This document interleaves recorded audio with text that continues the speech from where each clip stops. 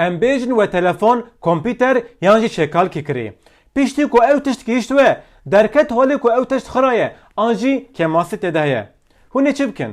Hûn dikarin bêriya e-Dewletê serî li Komîteya Dadweriya Xerîdar an got tüketici hakem hêtî bidin û vî tiştê xira an jî kemasî têde heye bidin firoşkar û pereyên xwe bi faîzê ji wan bisênin yan jî hûn dikarin wî tiştê bidin wan û ji yekî nû ve bixwazin.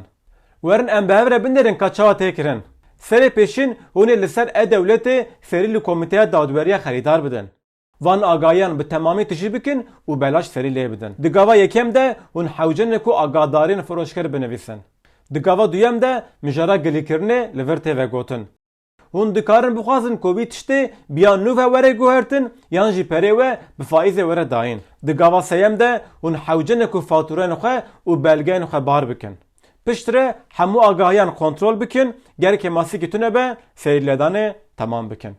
Serlêdanên we herî dereng di nav 6 mahan de tene biryarkirin. Şîrket naxwazin ku hûn vê zanyariyê bizanibin. Dibe ku tişkî wisa were serê we, vî vîdeoyê qeyd bikin, vî mafê xwe bikar bînin û ji bîr nekin ku vîdeoyê ji hevalên xwe re bişînin.